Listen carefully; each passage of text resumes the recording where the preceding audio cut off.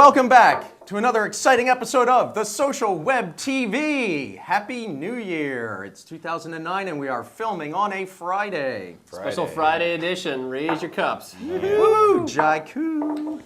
All right, we have got a lot going on to get this year started. We want to cover two topics today. Doing mashups right or learning from some recent things that have gone wrong.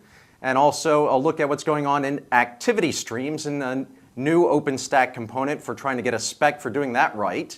But first, in the news. When we last met, we were talking about an OpenStack meetup that was about to occur in San Francisco at Dig, and it was a smashing success. We met up as prophesized. Yeah.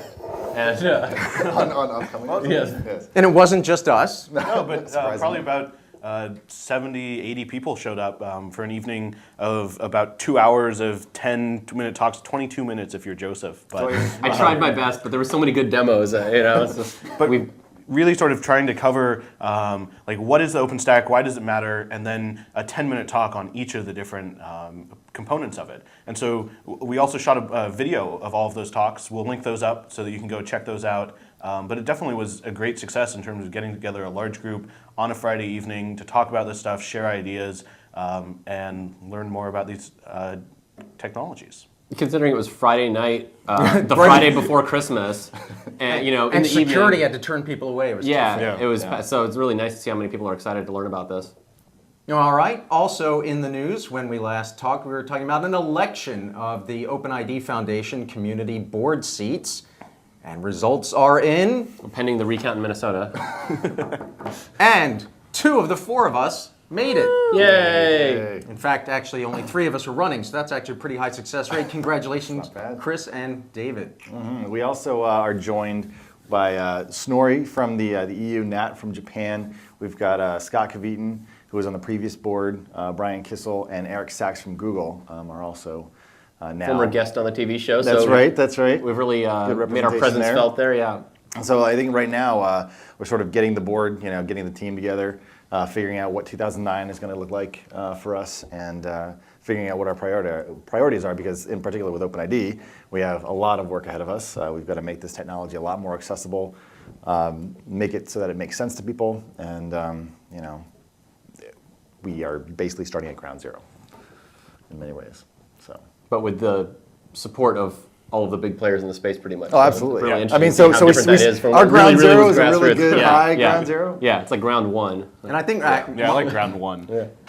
My observation is that I think in some ways the skepticism is at its highest right now. Yeah. At the same time, the evidence that we're on the cusp of some really big things has never been clearer, at least to the folks who are right in the middle of all this stuff. Yeah. So it's good to be the underdog for now. I was going to say, low expectations are great because it'll be easy to blow people away.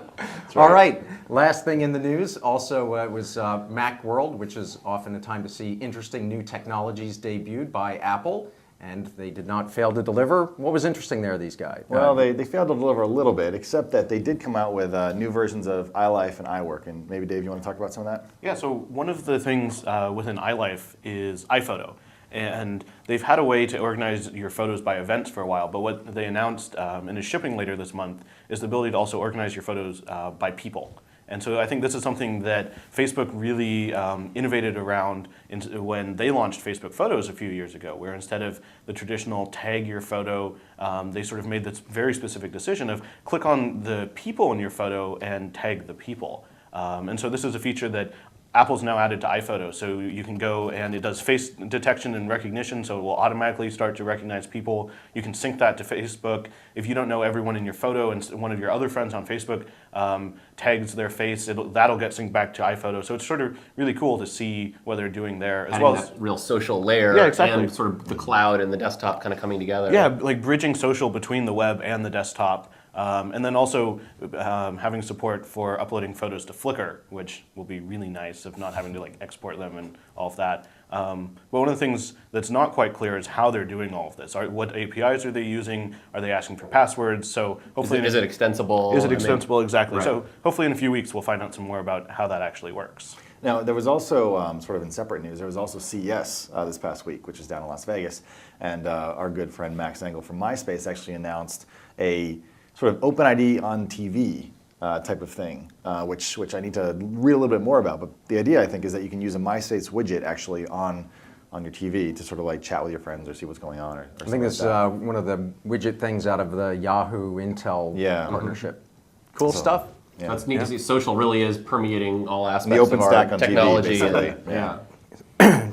So 2009, getting off with a bang. I want to talk about two things. One is doing mashups right, and part of that is learning from some things that have happened just recently where we saw things can go a little bit awry, and one of those is the case of, I think they're in Brazil, Power.com, which is some kind of Uber social network that is intending to let you bring in stuff from all sorts of different social tools and social networks and consume it in one place. And they were about to roll out that as with a Facebook feed coming in, and they got sued by Facebook. Anyone want to comment on what's going on there? It's important to look at how Power does what it does. Right.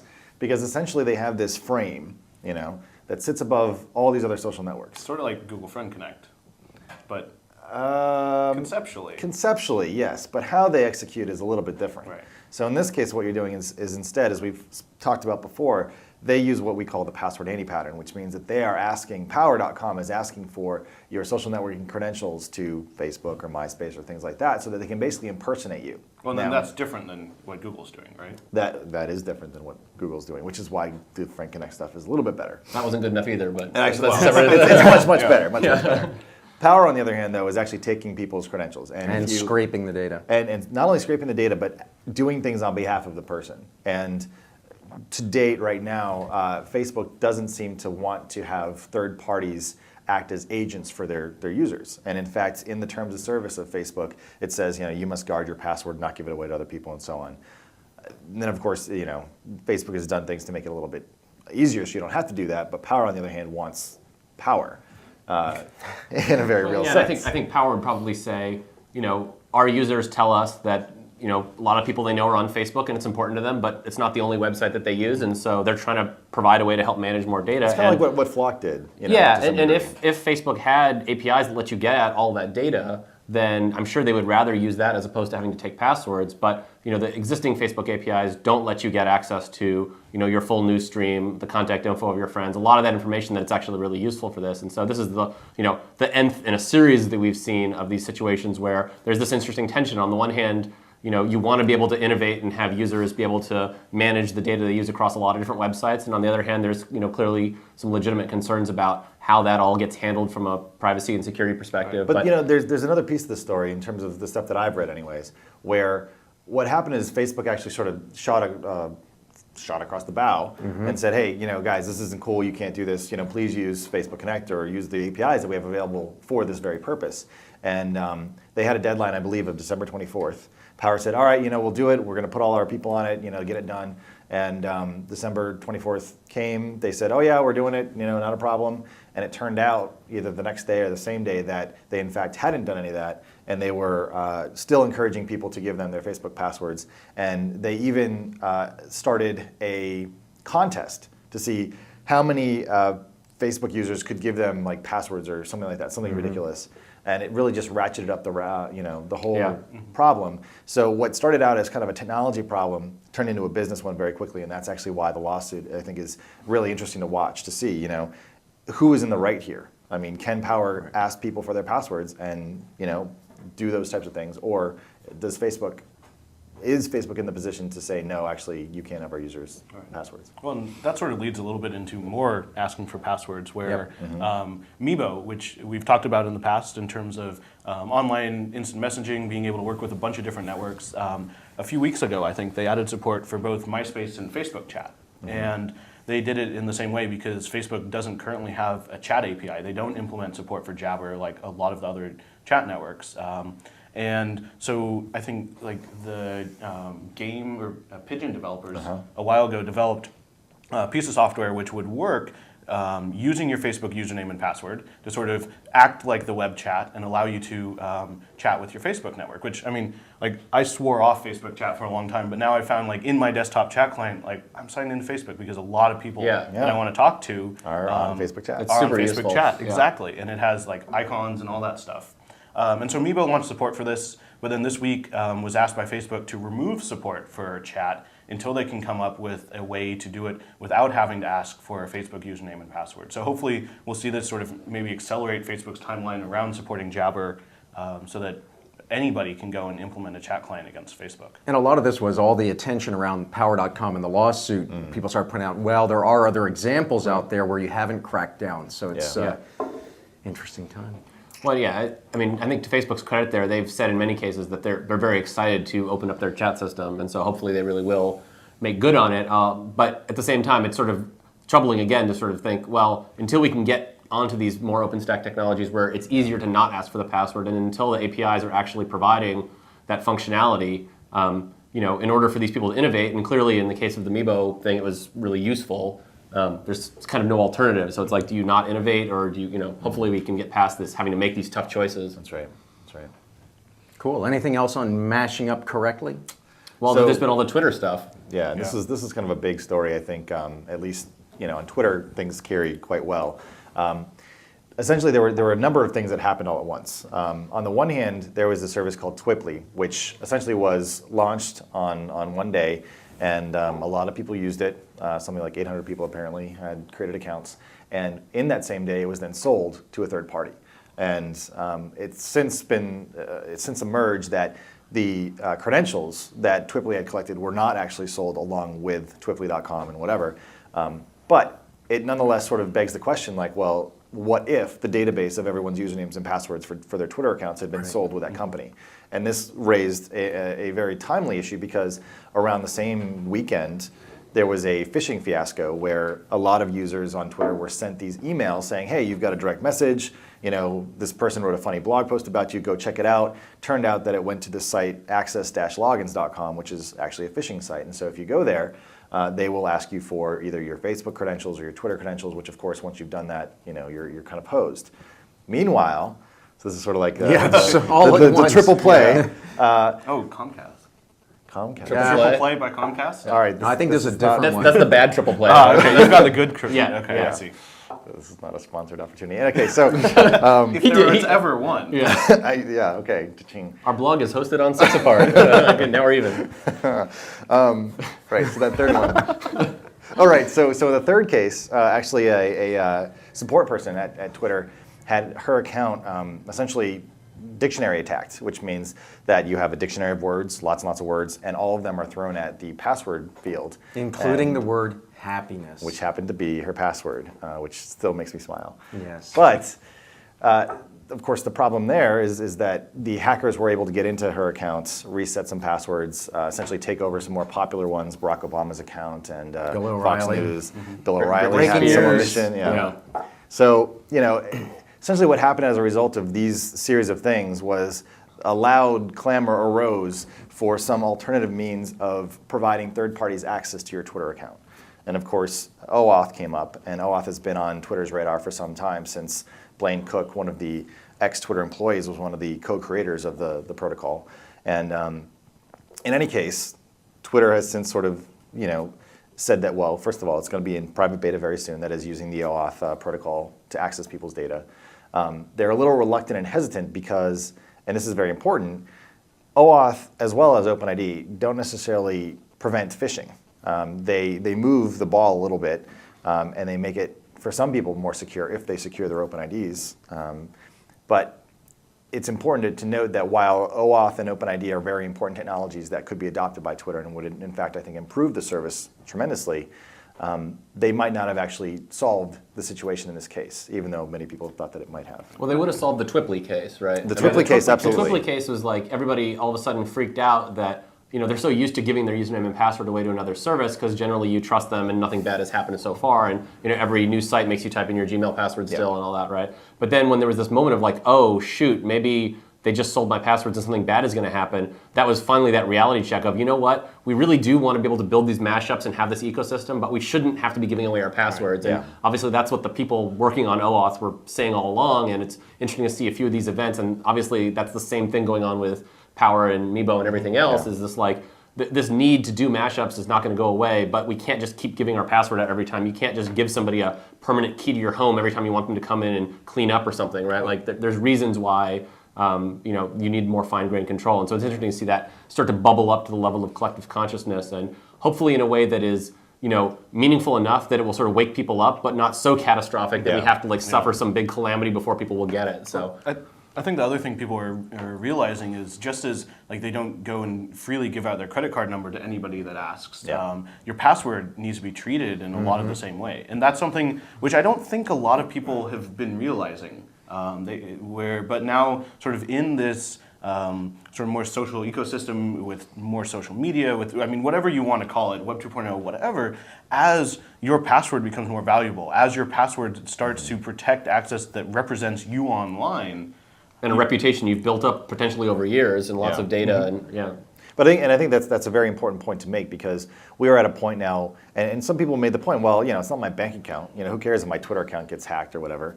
But for some people, like Barack Obama with 165,000 followers, if you send out a message, to a bunch of people who are following you and expect, that message to be from you, that can be pretty damaging to your reputation. Well, and these were so ridiculous as to be unbelievable. That's but it was still embarrassing for Rick Sanchez of CNN to have his Twitter account say, "I'm high on crack. I might be late for work today." Or Bill O'Reilly, breaking news, "I'm gay."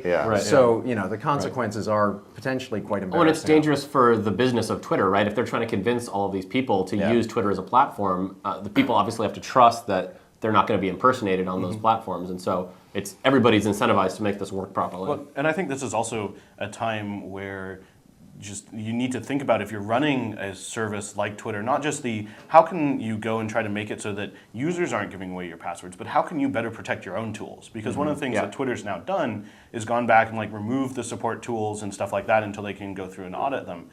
We're doing a lot of the same sort of stuff with TypePad, of going and making sure that when a privileged account logs in, that there's more than just, you need that person's password to be able to go and affect your user's account. So I think that's something that's also really important to think about, is what administrative tools do you have on your service? How do you make sure that you're protecting them the best that you can?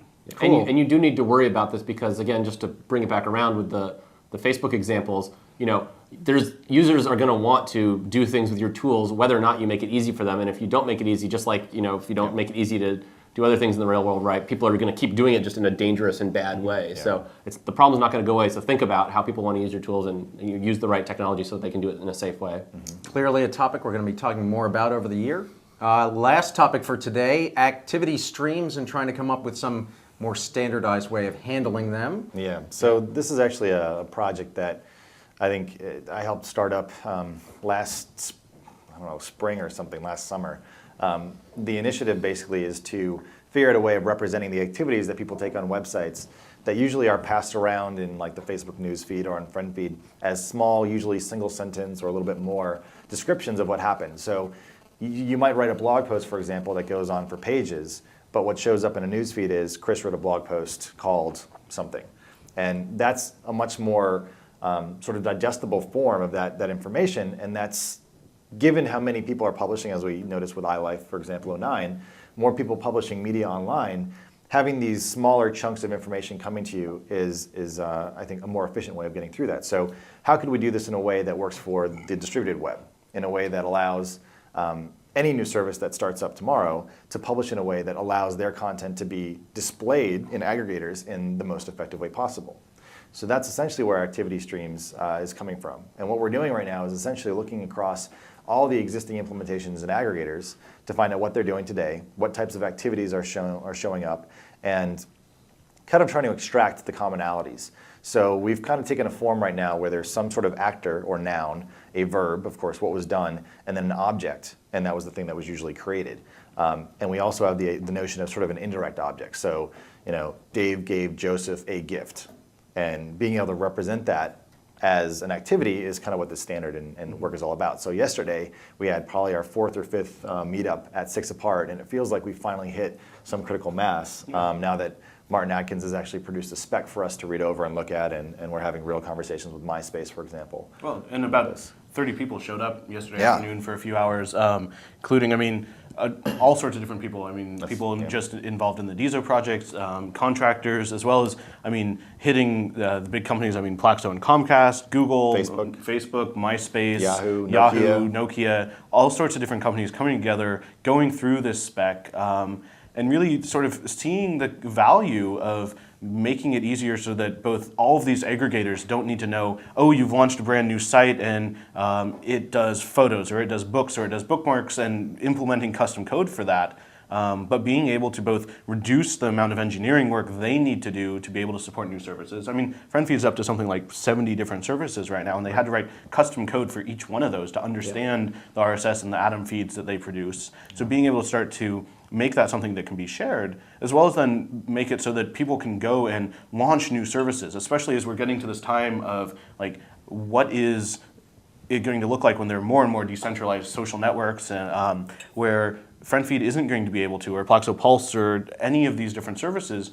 aren't going to be able to go and write custom code for every single site out there. Yeah. How can we start sort of generalizing some of this? What are those common cases so that activities can really be shared between all these different services? If you think about the themes of a lot of what we've talked about in previous episodes, if you think about portable contacts, you have a bunch of different providers saying, okay, accessing your address book is an important thing, but they all did it in a separate way. And so it really hurt developers, because if you had to decide, gee, if I'm going to add one more, is it really worth the work to do a custom thing and maintain it for just that one? And what really suffers there is there's not that ecosystem of innovation, because if you want to come up with a new and slightly better version yourself, you have to go convince all these people to do all this work to implement for you. And the reason we've tried to make all these standards, whether it's OAuth or portable contacts or what have you, is that if everybody's got a common playing field, then it's like the web. You can just put up a web page, and as long as it speaks the standards, it's as good as everybody else, and over time it can bubble up to the top. And so we've been doing that and sort of knocking the pieces down, but clearly this idea of sharing activities in an aggregator and this virtuous cycle of social discovery where,